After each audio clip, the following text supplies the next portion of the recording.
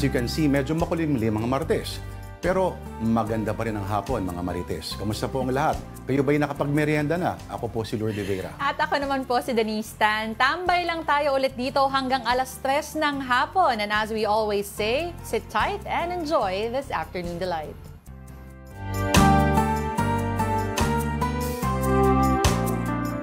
Okay, it is Tuesday, December 3, at 22 days to go na lang before Christmas. Nakaka-stress naman yan. Bakit? Di ba normally sa end ng show sinasabi yung mga ganyan? Hayaan mo na. Para ngayon pa lang paalala na natin sa kanila na magplano-plano na po kayo ng inyong mga ihahanda para sa Noche Buena at Medianoche. Ano yung mga hindi nawawala sa table ninyo? Sa amin? Ano, ano ba? Mga fruits, ganyan. Or some sort of... Kahit Pasko, fruit? Oo. Minsan, mga fruits, ganyan. Pero mas ano yun, syempre pag New Year, ganyan. Meron. Oo, kayo mga bilog-bilog. Yung mga bilog-bilog. Pero pag Christmas... Nag-evolve na kasi yung ano namin, yung bahay namin. Kasi nga meron ako mga pamangkin. So madami na rin mga sweets, cakes. Minsan may mga pizza. Hindi pwede sa'yo yung mga ganun, mga tamis, di ba? Kaya nga may fruits eh.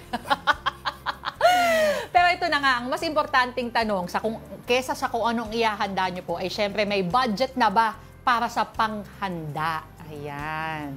Sa mga pwede nyong option siguro is ang ating delight of the day. Baka gusto nyo to, peachy peachy with cheese. Hindi ba mahal yan? Oh, depende siguro kung saan mo bilhin. Pero kung okay lang sa'yo na bibilihin mo sa market, sa palengke, then mas makakamura ka ng konti. Hulaan ko bakit peachy-peachy hinanda sa atin. Ay, parang alam ko rin ang story. Kasi may nag-file kahapon ng... May nag-file kahapon ng... Ng... Impeachment. Get it? Impeachment. Halaka ka naman.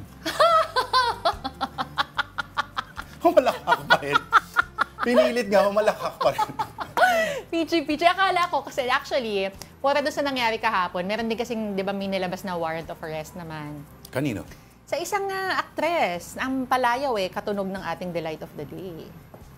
Palayaw niya ba yun o tunay niyang pangalan? Ay, hindi ko alam kung... Basta yun ang tawag sa kanya ng kanyang mga friends. Ito ba yung go, go, go? Oo. Pero wala raw siya kinalaman doon, di ba? Oo, yun naman ang sabi, ano. At may bail naman. Pwede siyang mag-bail. Anyway, hindi natin masyadong alam. Oo, hindi natin masyadong alam kung ano nga ba ang dahilan kung bakit yan ang ating delight of the day. Pero sana po, masarap din ang inyong merienda as we go through our stories for today. Unahin natin mga story natin on social media. Yan. Oo, unang-una, headline hanggang ngayon, ang impeachment complaint filed against Vice President Sara Duterte. Now, Malacanang is saying President Bongbong Marcos has nothing to do with it. So again, there were 16 signatories to the impeachment complaint plus the endorsement of Akbayan Party List. 24 articles of impeachment. Main grounds niya daw dyan ay yung betrayal of public trust, culpable violation of the Constitution, issuing threats versus high-ranking officials, misuse of billions of pesos in confidential funds, and direct involvement in extrajudicial killings. Isipin mo, sinama pa dyan yung abandonment of duties kasi nawala siya nung bagyo, di ba? Pumunta ng Germany. Pero ang pinakamalaking tanong na laging itinatanong, no, ay may oras pa nga ba para matalakay ang impeachment complaint sa Kamara? Oo, bakit? Ilang session days lang ba natitira? 10 session days kasi ang sinasabi. No, ang I believe magkakaroon ng break. Well, under the Constitution, yung House, they have 10 days. Yes. 10 session days. No? Maximum. Para ilagay sa order of business. Yes. Itong impeachment complaint na ito. After 3 days, okay, ilalagay yan sa appropriate committee. Okay.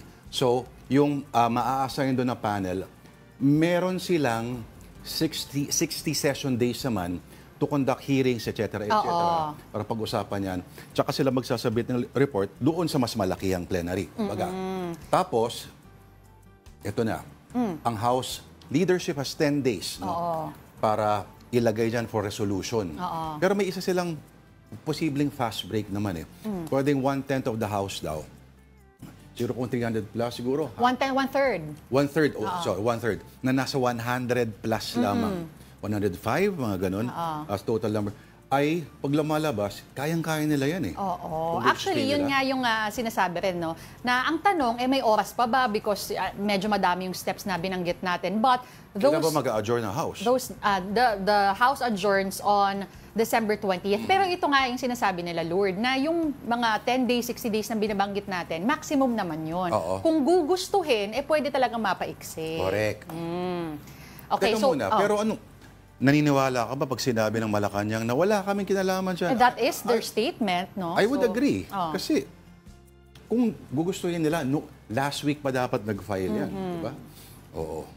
Pero kung tutuusin mo, if you go by that, each institution should be independent That's of right. the other. Oo. May karapatan ng, hindi dapat the President has no business texting congressmen on what to do, Tsaka, what not to do. Hindi, kasi equal power dapat yun, Yes, diba? oo. So, yun ang sinasabi ngayon ng Malacanang. They have nothing to do with it. So, kanina, again, binanggit natin, December 20th, mag-adjourn ang House. Tapos, they reconvene on January 13th of next year, 2025. So, but again, the House goes on break ng Feb 7. So, ang bilis lang ulit, Feb 7 of 2025 or before the campaign period for the midterm elections. So, Grabe medyo madami naman. talagang ano. Tapos yung next House session, June 2 na.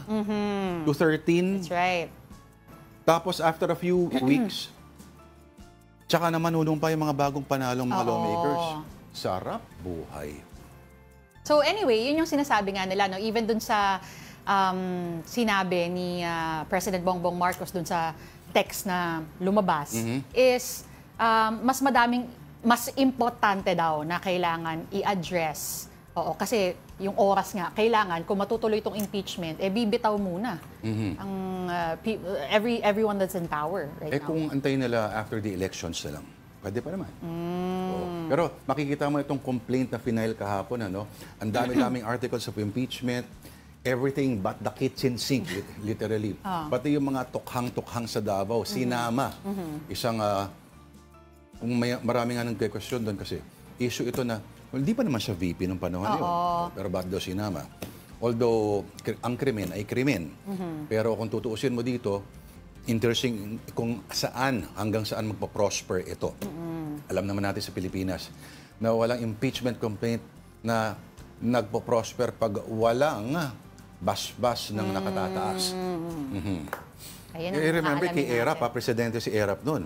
Pero, Ang bilis nun. oo, yun yung parang nangyari.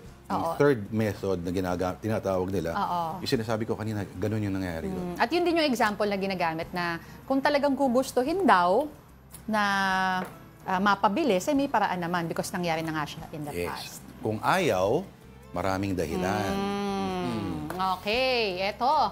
Silipin natin kung ano naman ang nasa Philippine Star via life. No birth and other records for Mary Grace Piatos. Aba. According to the Philippine Statistics Authority, Piatos was one of the recipients of VP Duterte's confidential funds. Oo, apparently hinanap na nila si Mary Grace Piatos at wala talaga silang makita. Although sinabi nila that if they will be getting some more details, pangalan ng magulang, date of birth and all that, baka daw, ano kayong pangalan ng ng Mary Grace Piatos? Syempre, Piatos din ang apelido nun. Magbigay ka na isa pang ng pastry shop. Goldilocks Piatos. Nako. Nanay niya. Tatay niya naman sino? Contis. Wala pang kontis. Wala pa. I'm assuming mga 30-plus-year-old na itong si Mary Grace.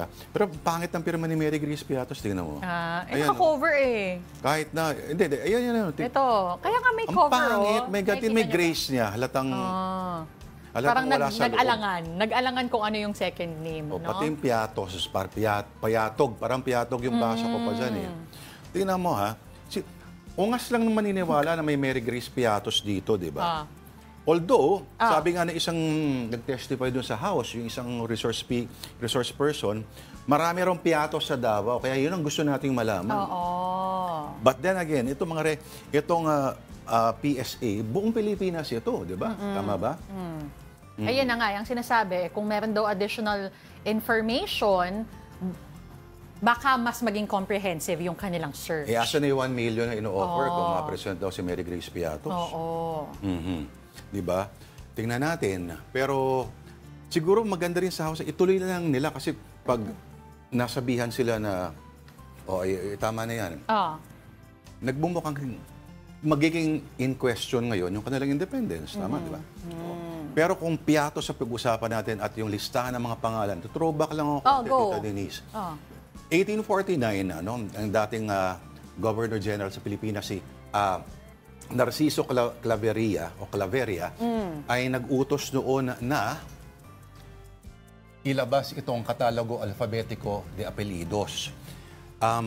Ito kasi noon nagguguluhan yung mga nagre-register kasi halos pare-pareho na lang ang pangalan ng mga Pinoy. It's usually taken from saints, no? De los Reyes, De los Santos, De la Cruz, San Juan. So ito, this is a 61,000 name list na pwede kang mamili dito. Kaya ito rin yung dahilan kung bakit kanya-kanyang region. Pansin mo, may mga region sa Pilipinas, may mga apelido halos pare-pareho nagsisimula sa specific letters. Oo. Diba? Alam mo, sa Albay, sa Kabikulan, marami dyan, may isang area, puro B, puro A, mga ganyan. Pero hindi sa Capiz. Oo. Pero tingnan mo, nasa letter B tayo. Anong mga klase apelido mababasa natin dito? Sige mo kami ng mga example ng mga hindi mo akalain. Balahibo. Ayan, di ba?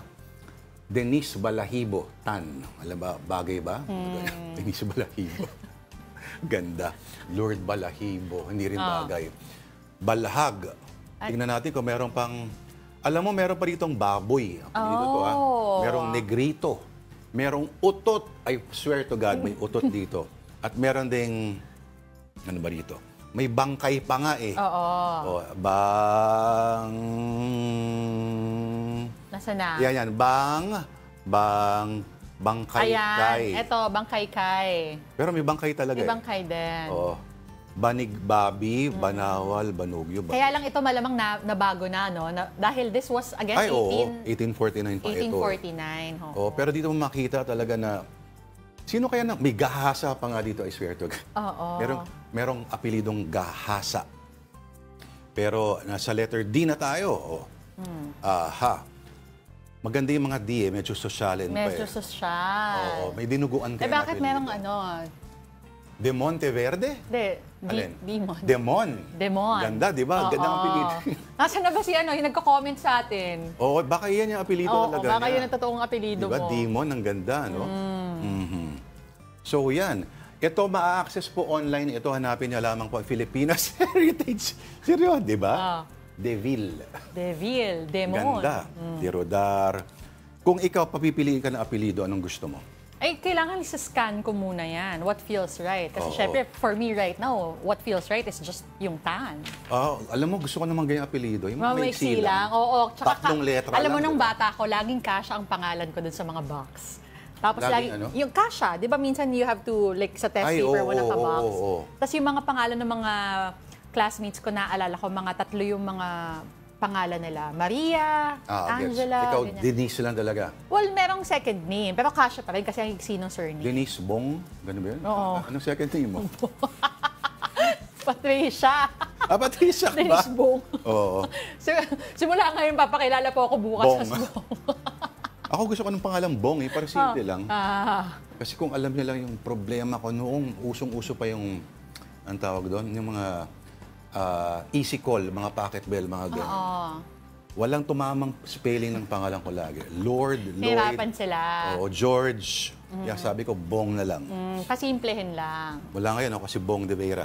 Okay, may sisilipin ka pa? Wala na. Okay. Nakaliw lang ako sa mga apelido. Oo nga, nakakatuwa. Good. Tignan natin kung sa susunod nating storya, kung marami ang matutuwa ha. On onenews.ph, the headline reads, Congress urged to pass half-cup rice law. Ang sabi nila, ang dami raw kasing nasasayang, especially, alam ko nakakita ko ng mga interviews na to, na even the servers, yung restaurant staff was saying na napapansin nila pag kumakain yung mga tao and even if they're getting mga second cup of rice, ang daming naiiwan. It's usually the second cup of rice. Kasi kadalasan yung una, may beaten factor pa.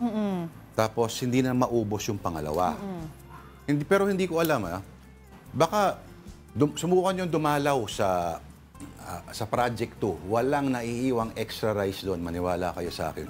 Bakit? Baka nakikita lang nila yung mga sosyal, yung mga lugar. Oo. Pero kasi the numbers, they're saying na around 3.6 billion pesos worth of rice daw ang nasasayang annually. Kaya ito, sinusubukan nilang ipasa itong half rice cup. law. Oo. Kasi parang para gawing official, although may mga karinderya tayong alam na nagbebenta ng half rice yes, talaga. ako dyan, ganyan ako dati. Nakakailang half rice ka? Actually, mga 8. Kasi half? Tapos mabibitin ka pa. Order ka pa na half. So, 8 ganon. Nahiya. Pero may kikwento ako sa'yo. Okay, sa mga nagtatrabaho dito, alam niyo yung sinasabi ko.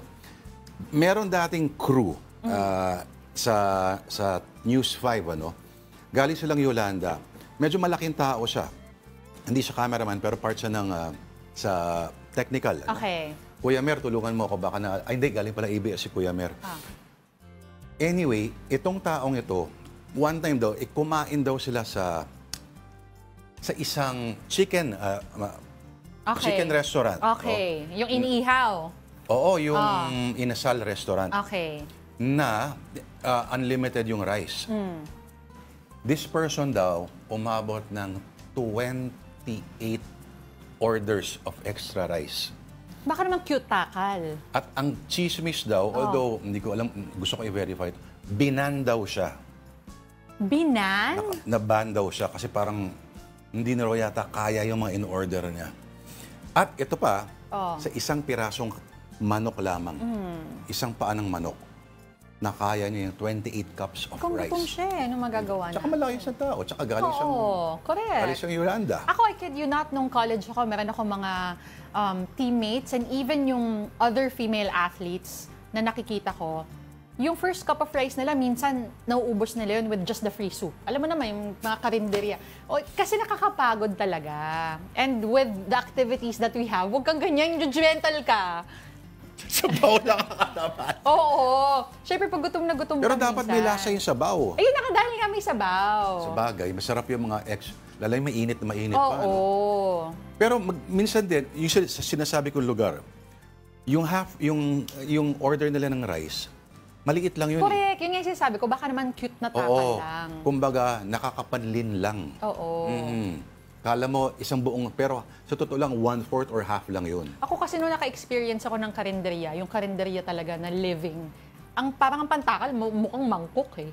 At ganun talaga, pagdigmaan ang kanin. Oo, kaya parang hindi ko ata ever ma-imagine na magkakaroon ako ng kakilala na benteng order ng kanin. Ano yung ulam na napaparami ka talaga ng kanin kahit anong mangyari?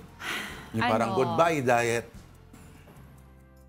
Ang suki kami doon before yung mga chicken, liempo, yan, liempo. No? Liempo na Tapos inihaw. you have yung lumpiang, ano ba tawag doon? Toge, yun, gustong-gusto ko yun. Napapakanin ka talaga ron. Lumpiang toge, tas nakababad sa suka. Magkasama ba yun, in combination, yung liempo at yung toge, or magkahiwalay sila? Magkahiwalay sila, in-order separately. I see. Ako, nagagawa ko yan sa masarap na pagkalutong adobo. Adobo. Ay, hindi, ito yung inisip ko nung college ako. Pero ngayon siguro, adobo yan, adobo. Or maybe sinigang. Sinigang din. Oo, yung maasim. Oo, tapos meron kang patis na may dinurog na sili at nakakatakam naman itong pinag-uusapan natin. Pero siguro, lipat muna tayo sa ating final story on social media. This one is on CNN.com, where Elton John says he has lost his eyesight. Nagka-infection pala siya nung nasa bakasyon. Pero mukhang gagaling naman siya, no? Months siguro itong parang recuperation period para sa kanyang infection. Pero curious ako na kung ano ang magiging resulta if, let's say, he tries to write music without his eyesight temporarily. Kasi baka may epekto yun sa mga artist. Let's say, halimbawa, yung pintor na si Monet, no? Si Claude Monet, towards the end of his life, he was losing his eyesight. At sabi daw, maari na yung, if you're familiar, yung impressionist paintings, diba? Na parang napaka-amorphous ng mga shapes, ng mga colors, so parang lumulutang lang sila sa hangin. posible raw na pang-effect daw yun kung ano nakikita ni Monet when he was losing his eyesight. So, dito rin kung ano ang effect ng isang, a musical genius ito, kung ano ang magiging epekto nito kung tenga lang ang ginagamit at wala yung eyesight sa kanyang performance, sa kanyang pagsulat ng kanta.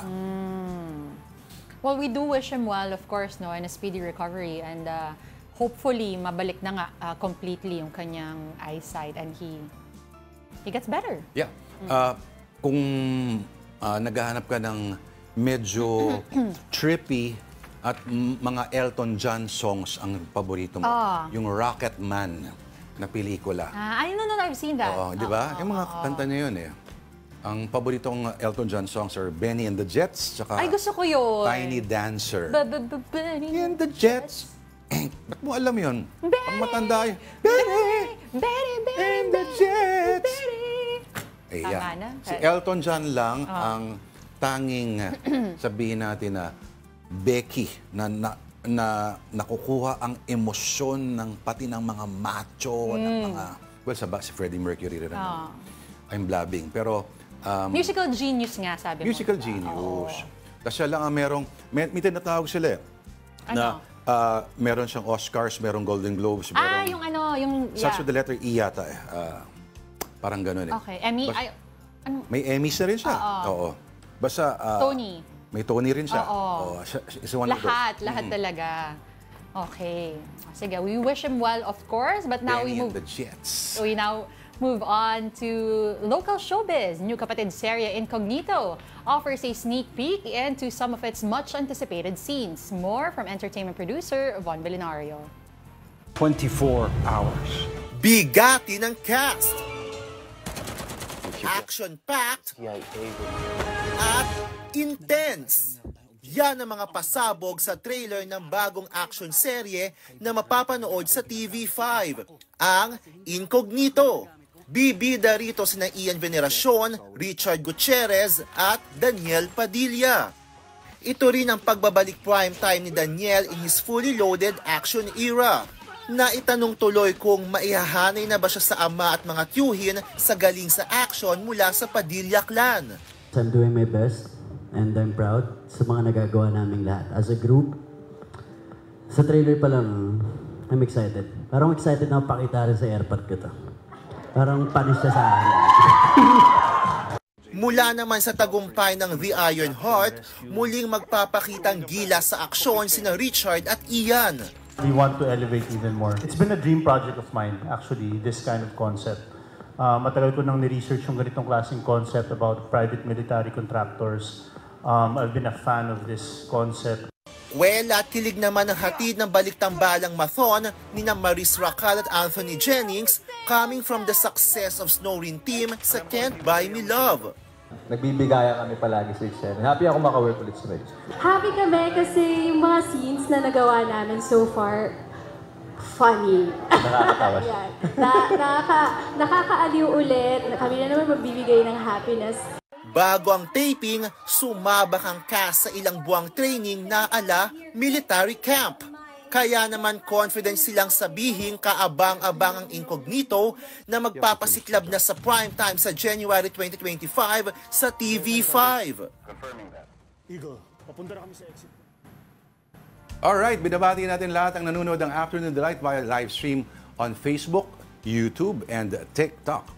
Of course, sigurado nandiyan si Alex Fuentes. Oo, laging nanonood sa atin yun. Tsaka si Ralph Domingo. Opo. Uy, second guest ko. Sana tsinelas. Sabi ni Nery Colmenares. Nanonood ba siya ngayon? Kong Nery Colmenares ng Bayan Muna. Sumagot sa atin si Eleanor Berami. Sabi niya, EGOT yung, EGOT. yung sinasabi daw. Oo, parang pangalan siya ng halaman, ano? EGOT. EGOT. Alright, sino pa ba? Teka, hanap. Of course, si Tito Mike Policarpio. Mom and dad ko for sure nanonood din yun. Tsaka si Tito manonood mamaya. Oo, mamayang gabi. Mamayang gabi. Good evening, Dad. Oo. Bea Bangkaya Dalisay, maraming piatos sa Davao. Kahit saan naman talaga, meron naman talaga niyan. Diba? Iba-ibang flavors pa ngayon. May cheese, pizza, onion, and barbecue. Witchy. Witty. Okay. Sabi ni Rodel Alcantara, ang trip naman niya ay Goodbye Yellow Brick Road. Okay, tungkol sa ano yun Tungkol yun sa Wizard of Oz. Si Elmo Cardenas nag-hi siya. And then, meron atang pa-request, no, for us. Yummy puto bumbong. Parang gusto ko yung Pasko na. May tanong sa'yo si Cesar Cari. Hindi ko mag-gets ang puto bumbong. Hindi mo type. Pero Hindi ko siya maintindihan. I'm sure I'm consuming it the wrong way. bakit? Paano mo ba kinakain yung puto bumbong? It's usually served with butter, with grated Brown coconut, sugar. brown sugar. Oo. Pero tanggalin mo yung mga yon, you're left with Yeah. glue. Oo, hindi na siya kulay malasa. purple, di ba? Hindi siya katulad ng mga ibang kakanin na kahit yun lang mismo malasa na. Pero the whole ritual, siguro, pag nasa harap ng simbahan, ibang usapan yun. Oo. Di ba? Pero ako kasi bibingka. Kahit kailan yun. Kahit Yes, saan. totoo Tapos may ka dyan. salted egg. Tapos bagong luto. Naalala ko nun. Nako! Wala nang pasukan ng simbahan yun. Sa labas na lang. Merienda na lang. Nakatambay ka na lang sa bibingkahan. Breakfast na lang. Cesar Carino, Ah. Ma'am Denise, Yes. umorder po ako minsan ng 1.5 half rice. Gaano raw karami yun? Ha? 1.5 half rice. Gaano raw karami yun? The 75th, 3/4. 1.5 Oo nga. half rice. Na half rice. So, So, kalahati plus kalahati ng kalahati. kalahati. So, that's 75%. Hindi, 3/4. kalahati plus kalahati. Isang buo. Plus kalahati. Isa't kalahati. What does that mean? Isa't kalahati. 1.5? Hayop ka, Cesar Carino. 1.5 nga. Isa't Naisahan mo kalahating kami, half rice. Di Oo. 3/4 lang yun. Ver Marquez, always watching with my son, Lian Kirk, sabi niya. Si Lloyd Chongko, sabi niya, ano pong masarap na malapit sa TV5 na kainan?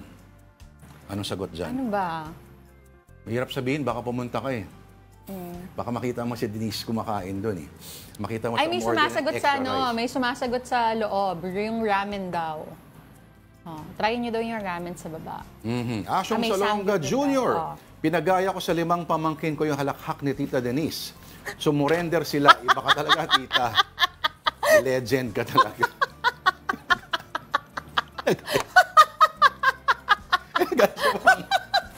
Grabe naman, ba't pinagaya mo pa? Pinagaya ko nga sa mga pamangkin Alam ko mo, yan. nasan ba si Tin? Papasukin nga dito si Tin. Si Tin nakakagaya eh. Hindi niya nabubuo eh. Kala, nawawala na siya ng hininga after the first phrase. After the first bar, ha, ha, ha. Hanggang doon lang siya. Pero hindi niya tutuloy. Pinuwisan Okay, si ako. Lloyd Chongko, sabi niya sabaw palang ulam na, Shebisim, kahit 2 kutsara na lang natira kong kanin, pinapabalot ko pa. O Tama. bakit hindi? Oo. Meron kasi henerasyon sinasabi nila na, alam mo ba maraming nagugutom sa mga panahon ngayon? Bakit pinapabayaan mo lang yung kanin mo? At isa doon ay si F. Shunuli Jose na birthday ngayon. Ayun, happy birthday. God bless his soul, as anong kaman. Pero ganun siya kasi Ilocano pa. No? At sabi niya, lahat ng mga dumaan sa giyera ng mga magulang, laging hinihirit na, Eh, tsaka huwag mong tama sayangin yan, yun. iiyak yung kanin. Kung paano umiyak yung kanin, hindi ko ma-imagine. Oo. Pero tama yun, binayaran mo yun at pwede mo pang kainin ulit sa ibang panahon. Eh bakit yung iba, lambawa sa mga buffet, hindi mo pwedeng iuwi? Diba? Ngayon yung rules nila. Sayang eh, diba? Oo. Kung pwede lang, puro steak ang in-order natin doon. Anyway, Time out muna, marami pa kaming kwento sa inyo. Magbabalik po ang Afternoon Delight.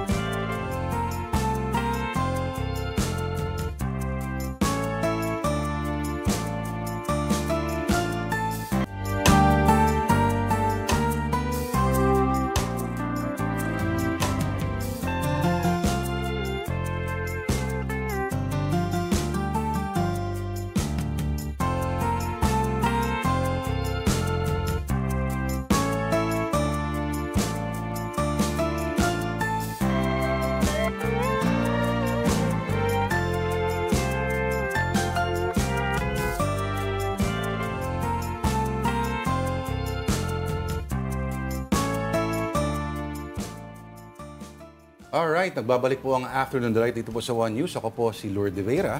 At ako naman po si Denise Tan. Thank you for staying with us. A legal storm is brewing for Vice President Sara Duterte.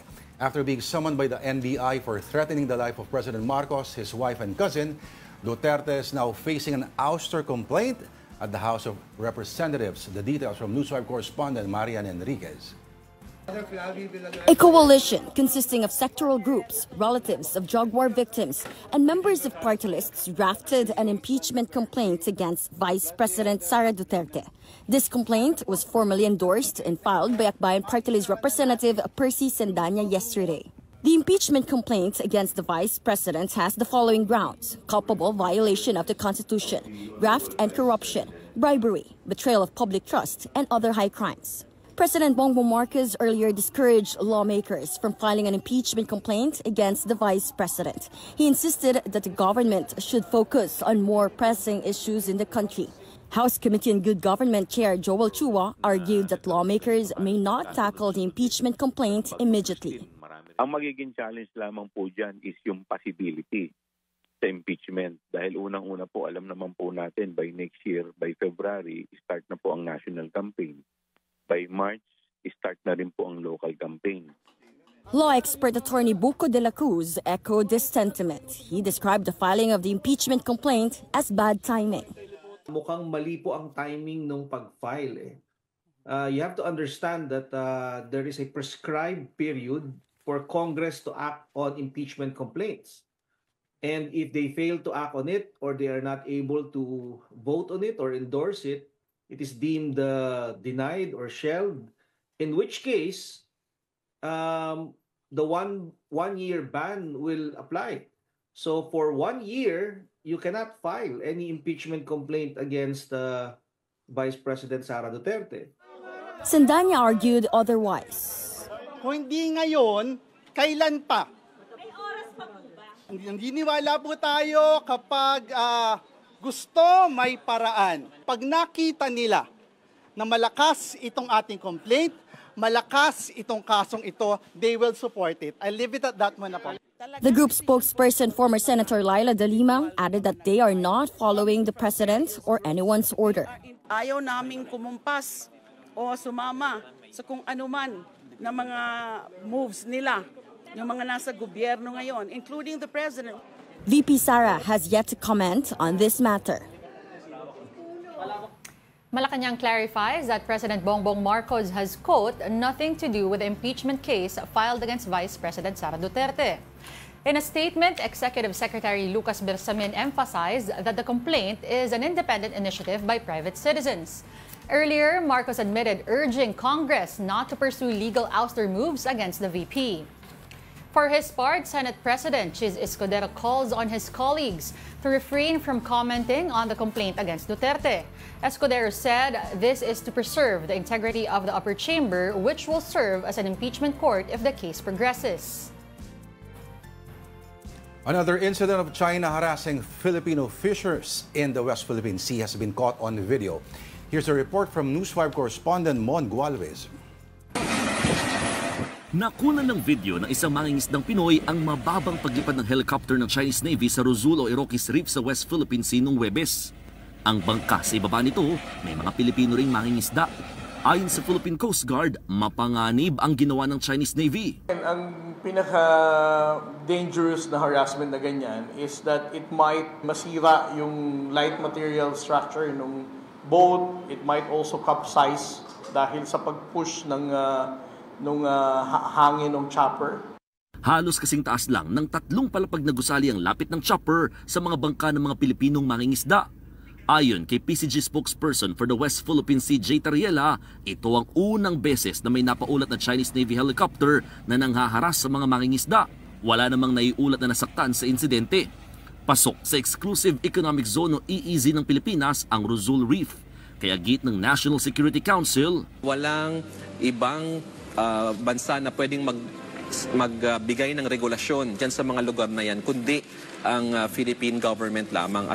Bilang tugon sa panibagong insidente ng pangharas ng China, ipinadala ng PCG ang BRP Melchor Aquino at BRP Cape Engaño sa Rosul Reef para magbantay sa mga kababayan nating mangingisda roon. Pero maging ang dalawang barko ng PCG binuntutan ng Chinese Coast Guard vessels. Dahil sa masamang panahon, dalawang bangka ng mga Pinoy ang lumubog matapos hampasin ng malalaking alon. Pero ang mas ikinabahala ng PCG, witnessing itong paglubog ng dalawang Filipino fishing boats ay hindi sila tinulungan ng China Coast Guard vessel. They just want to appear na they are extending assistance, but as what the fishermen said, not a single attempt on the part of the Chinese Coast Guard was extended to rescue our fishermen. Wala pang pahayag tungkol dito ang Chinese Embassy. Sa kabila ng nangyari, nasa mabuting lagay naman ang mga mangingisda. Here's a quick rundown of more stories on One News.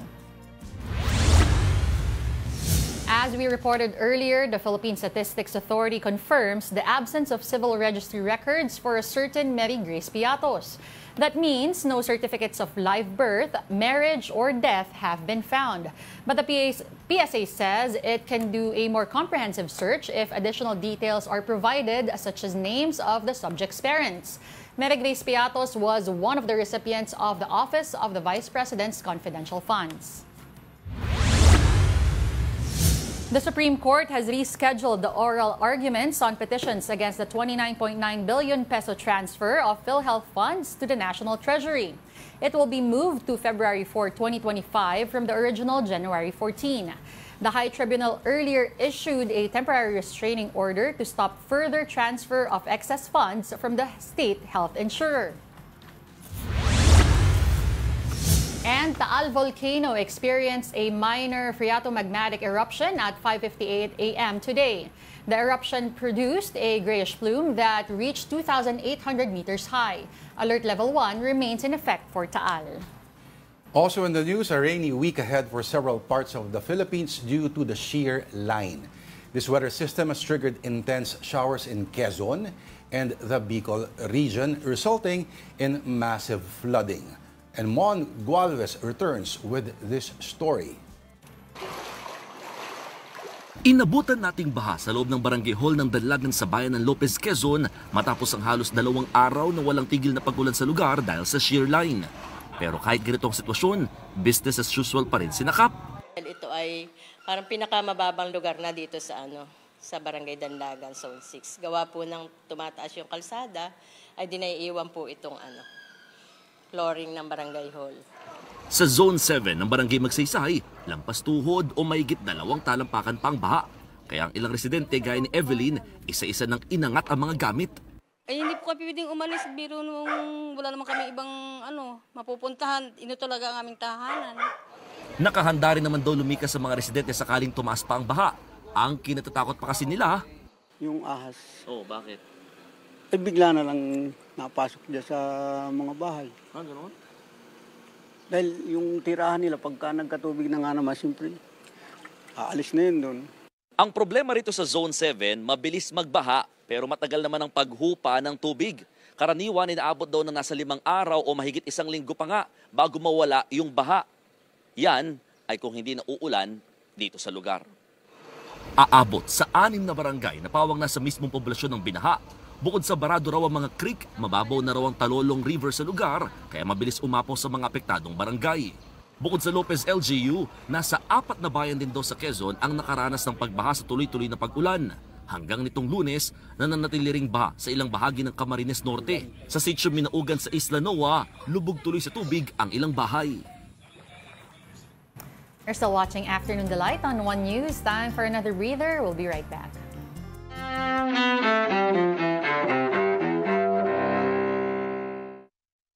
December 3rd, 1967. Surgeons in Cape Town, South Africa, led by Dr. Christian Barnard, performed the first human heart transplant. The patient, Louis Washkansky, lives 18 days with his new heart. 1984. A horrific industrial accident kills thousands of people in Bhopal, India. That's where a cloud of methyl isocyanate gas escapes from a pesticide plant operated by a Union Carbide subsidiary. Investigators later conclude operating and safety procedures at the understaffed plant caused the disaster. 1964, a sign that the times are a-changin' as police arrest some 800 students at the University of California at Berkeley. The day before, students stormed the campus administration building, staging a massive sit-in. Mario Savio was with the student free speech movement. And you've got to make it stop. And you've got to indicate to the people who run it, to the people who own it, that unless you're free, the machine will be prevented from working at all. 1947.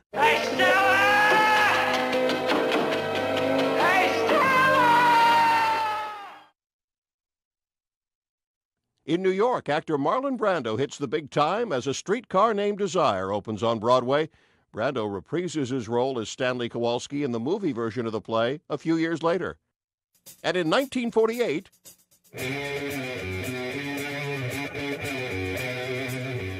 Black Sabbath singer Ozzy Osbourne was born. Today in history, December 3rd, John Belmont, The Associated Press.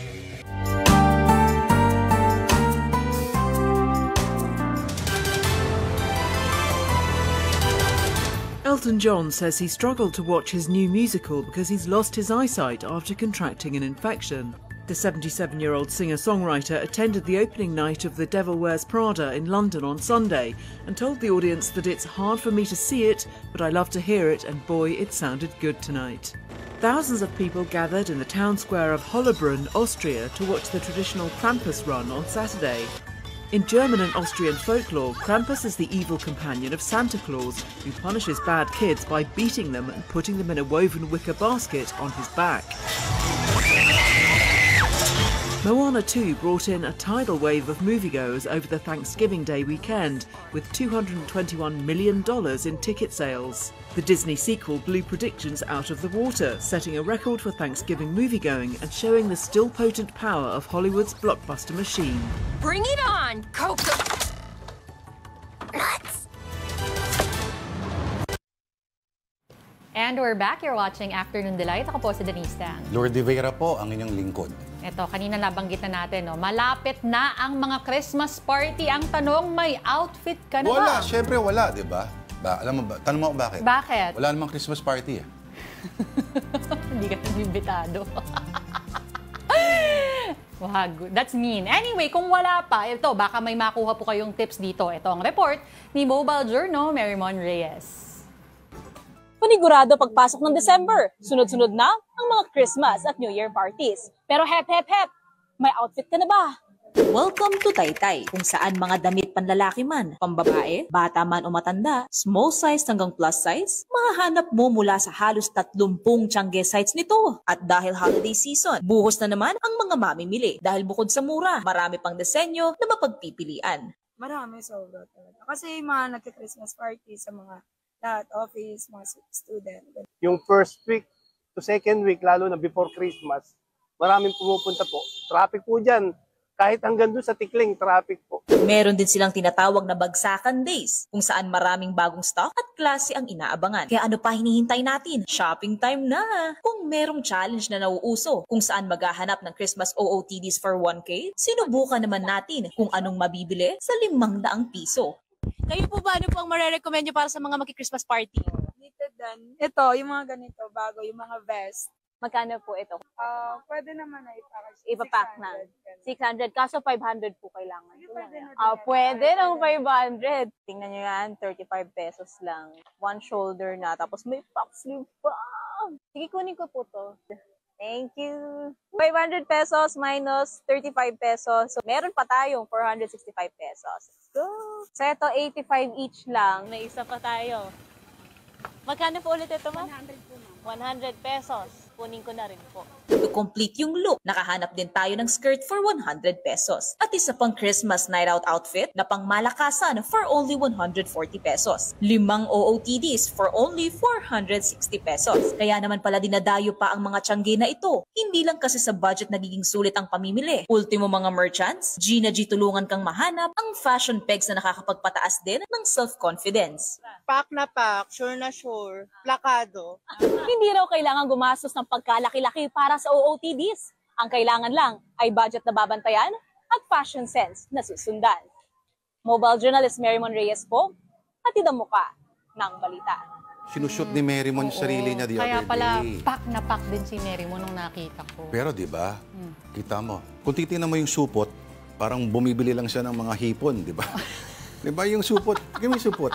Oh, pero pag sinuot ni Mary Mo, nagiging Ang elegante. ganda na nung, oo. So, nagdadala talaga yung 35 pesos, nagmumukhang 3,500. Kakainis. May mga tao din naman na kahit anong mahalang suot nila, Oo, looks tacky. kahit sabi mo LV yan o kung ano-anong Hermes, pag sinuot nila, nagmumukhang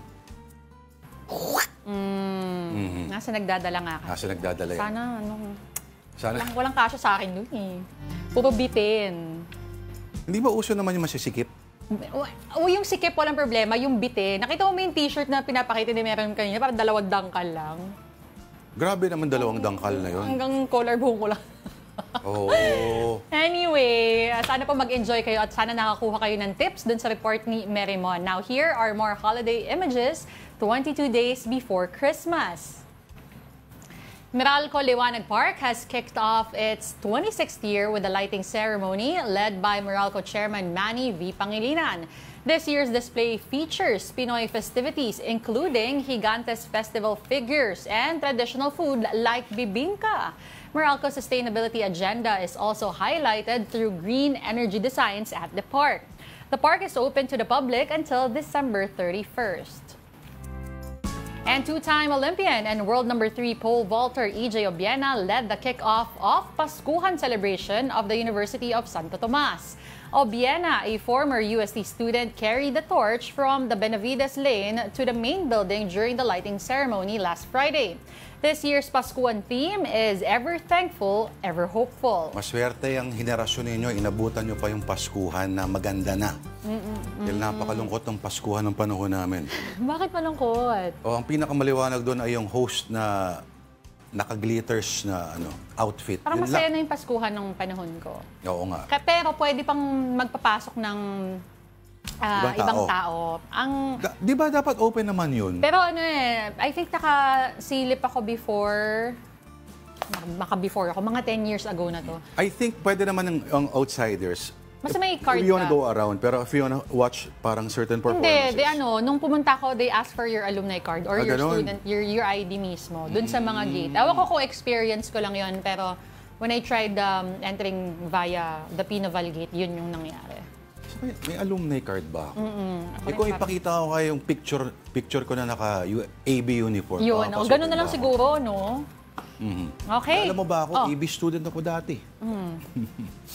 Anyway, dahil mag-aalas 3 na, eto na ulit ang I Saw the Signs.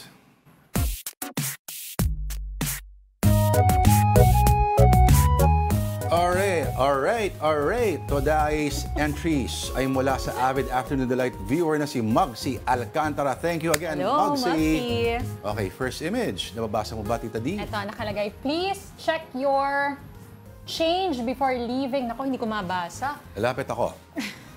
Okay, please check your change before leaving as errors cannot be rectified afterwards. Wow. Ang point dito ay parang, di ba? Ilang tindahan na sari-sari store ang gumagamit ng word na rectified. Ang root word ng rectified ay? Ano? Sige. Rectify. Ano nga? Root word ng rectify ay? Sige na, move on Correct. na. Okay. Sige. Next. Panalo. Labas, mga 3-point shooter dyan. Okay yan. Totoo kaya yan? Siguro. Kaya ko gawin yan pag umaga. Paano ngayon may 4-point line na? Diba Kaya pa rin, sa umaga. 4-point line. Pag umaga, yung mga tipong alas 6 ng umaga, yung mga pupungus-pungus ka pa, kayang-kaya yan. At a great distance. Sige, dyan kayo magkakita. Pero pag mga tanghaling tapat, wala. Mga ganitong oras. Dapat lay up na lang. Dak dapat. It's not all. Don't flatter yourself. Okay. Next. Ayaw ko kasi ng pinya sa pizza. Kaya ang nilagay niya, saging.